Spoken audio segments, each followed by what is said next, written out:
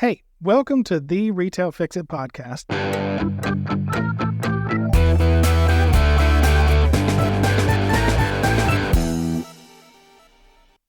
This is episode 4. Retail Fix-It is a national facility maintenance management company. We perform repairs for multi-location commercial facility owners all across the country. That means if you're a retailer, restaurant chain, if you're in hospitality or a dental chain, you're a medical chain, any kind of commercial facility owner that has 100, 300, 500, 5,000 locations all across the country that you own as a corporation, we perform repairs and centralize your maintenance and repairs for all that stuff, all your locations into one company and streamline that for you. So that's the industry we're in. That's what Retail Fix-It does. We want to get into a really cool topic today, and that is technology. So Retail Fix-It is a technology company, really. Again, I started this company 25 years ago. Technology was something I knew quickly had to be focused on. It's an efficiency type of industry. We do a lot of small transactions, lots of them, hundreds and thousands of them for our customers. So we can be anywhere in the country doing repairs for our customers and all these little bitty jobs. And then sometimes they send us the bigger stuff they need done. What I'm saying is that's a transaction nightmare, potentially. You know, even small jobs have all the weight of a big job. They have a beginning and a middle and an end, and they've got a customer, they've got a vendor, they've got administration, you have to start the job. So just the transactional part of that load of a small job is in some regard as weighty as a big job. Well, how do you make that efficient? You have to have streamlined processes. You have to have efficiency. And where do we get that? Everybody knows we get that from technology. You know, it was funny. Everybody that I consulted with back at that time was like, oh, just find a CRM out there that works, that's already built and works for your company. Well, I was like, well, I don't know. I'm not feeling that. I don't think there's anything out there that facilitates the process that I feel and see inside of me would solve the problems in this industry. But I took a poke at it. You know, we were using QuickBooks, enterprise level QuickBooks to manage these jobs. As a matter of fact, I remember Corrigo was coming around at that time and they were rising up trying to become a software solution for companies, and they were partnering with QuickBooks, and they started consulting with me on how I was using QuickBooks, and they even began gleaning from what I was doing in QuickBooks, and so they were saying, we've never seen anybody use QuickBooks like this. And they started learning from me, but their software wasn't helping me. That was designed for field service management. That was designed for a fleet truck company. You know, they've got the GPS stuff, you know, where they can track where the vans are on the road and employee management and all that. But we're talking about a nationwide facility management process where you've got account managers that need to efficiently be accommodated to managing as many jobs as they can in a highly efficient way, where the technology is reducing the transactional load from my team so they can focus on the customer and listening and talking to the vendor and measuring the quality of job and the types of things. And they're not weighted down with clicks and phone calls and all these little administrative tasks that computers can do. I said, we've got to build something. So that was, you know, around 2000, 2005. We found and partnered with a company that we found. We vetted some software companies. I had an in-house IT department. I had a technology guy that worked in the company. So, you know, they couldn't really pull the wool over my eyes through ignorance. We hired a company and he was out of Texas, but he was, you know, from Bangladesh. He started designing some stuff for us and trying to get this thing launched. That crashed and burned. He was going and then he ghosted, just kind of had to pause. We lost it. It was tough for me back then. It's a tremendous amount of money for me now, and it went to pot. Well, we started to run a business, and so a couple of years went by. We went at it again, or maybe not even that long. Went at it again to try to build a software.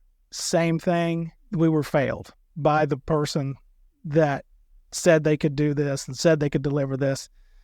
And I'm starting to think, man, is this not my destiny? Am I not supposed to build this software? It was crashing and burning. We took a third whack at this, and we had to. I needed it. I knew I needed it. The industry needed it. My company needed it. There's nothing out there like it, you know, that I could just buy off the shelf and get working. So the third time we go at it, We get way further down the road and we're almost to fruition. This is still like 12 or 15 years ago. We go to sort of getting towards the end of a small version 1 of the software that was almost the vision. I mean, the whole vision was inside of me. I just couldn't get it into a software developer that could actually create it effectively. The dude ransoms me, literally. Like, I paid him everything he asked for. We get near the end, and he gives me this crazy $10,000 ransom. Like, I'm not going to give you the source code unless you... And I literally negotiated a ransom for my own software. It was wild, Look, on these podcasts, I like to be raw and tell the story. This is life. If anybody's a business owner, these are some of the things you go through. It happened. It's even kind of tough telling the story because these are bumps of the past, but got my source code.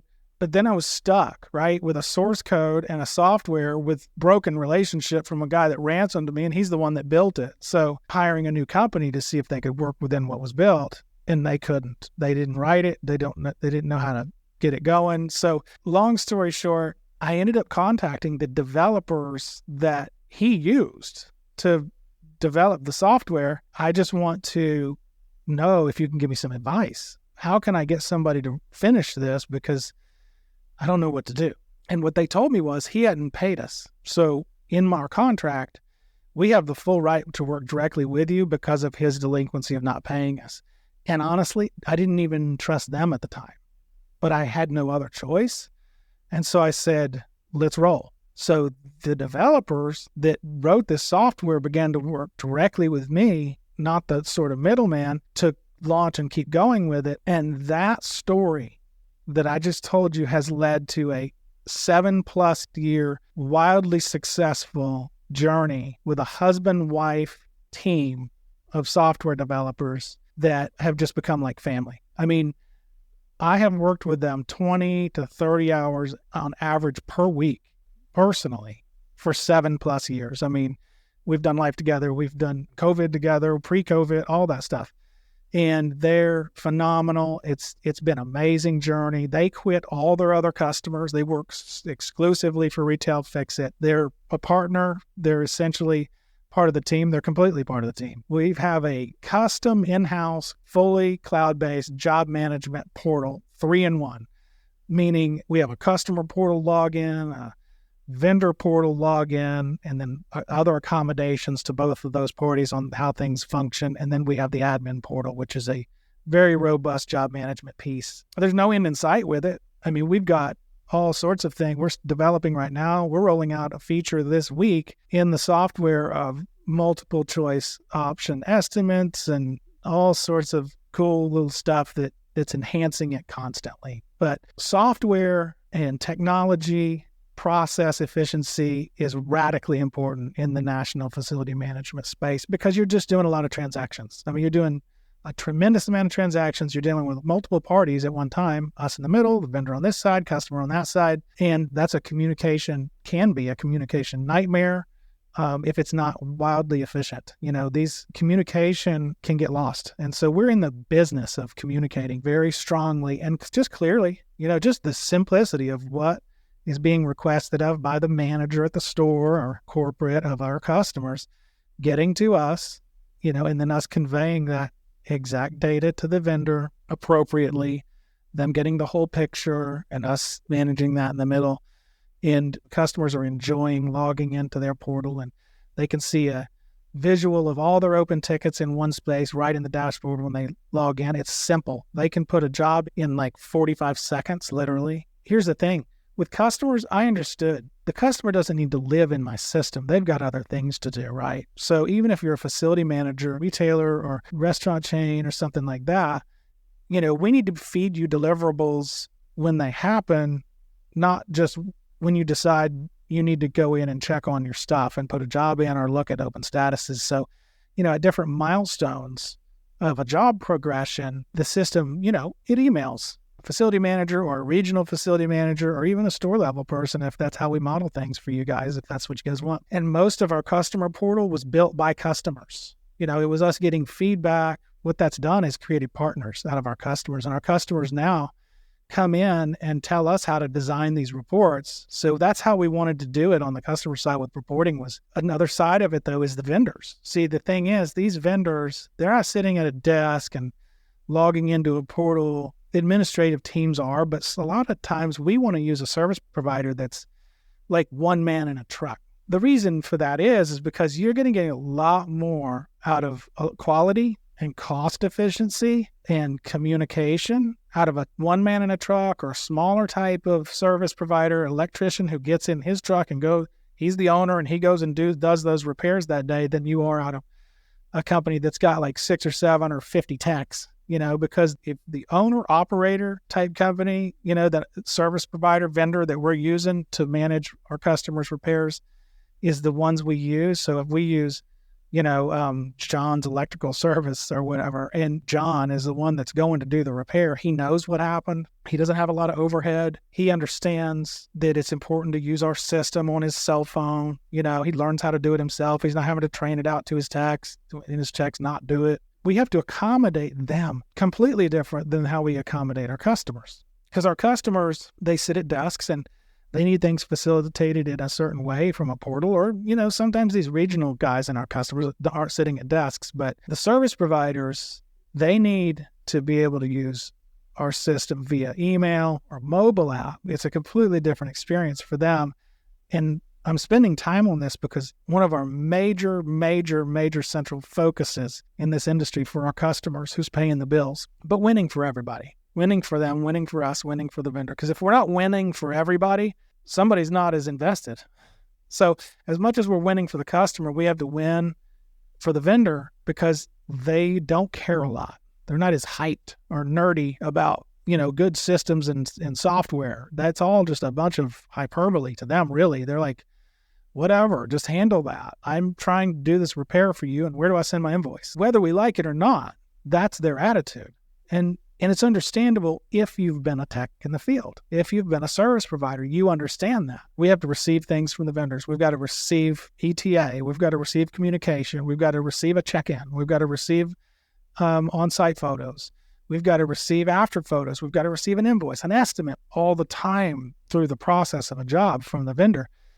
And they don't have time to do that. That's double work. If they're going to Home Depot, fighting traffic, making a repair in a store, and all these things that they're doing is a completely full-time job.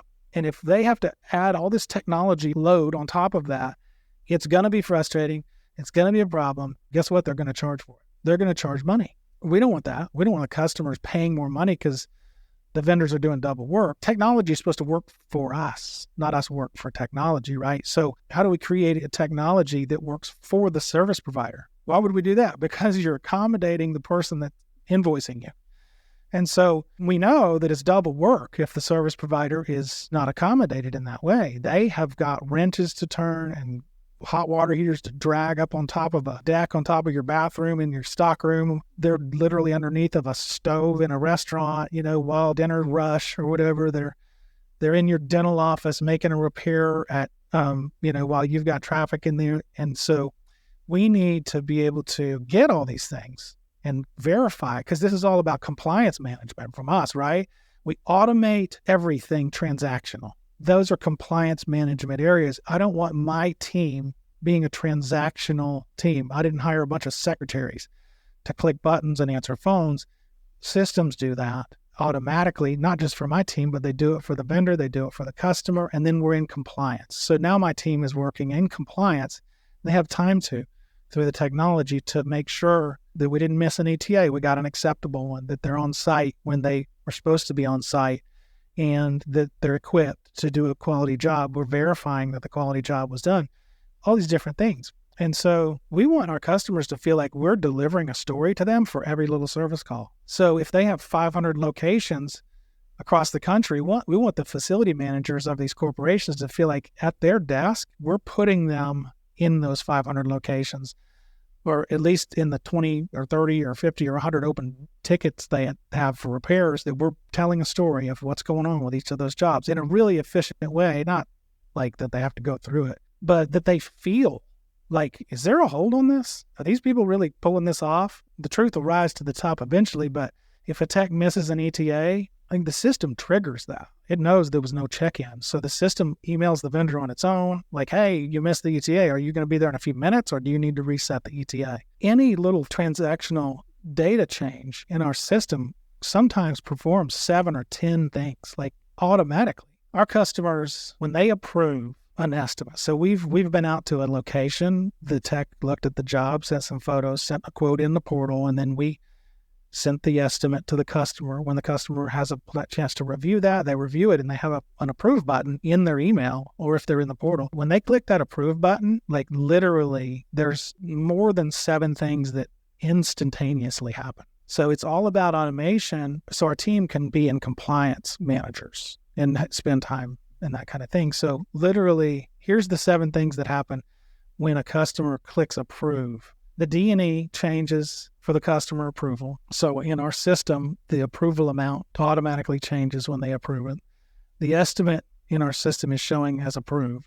The vendor D&E changes to their approval amount. The job status changes depending return ETA. The system emails the vendor the approval. The admin system is updated on the notes to our account managers, and a return ETA request is sent to the vendor. There's more than that, but literally one push of a button from our customer approving does 7+ things in an automation. So you could imagine, that would take a lot of time for one person to do, and it's happening automatically. And that's just one example of dozens, or I don't know, maybe hundreds of processes that happen inside of our system. So I think we're in the days where, one size fits all softwares. I don't know.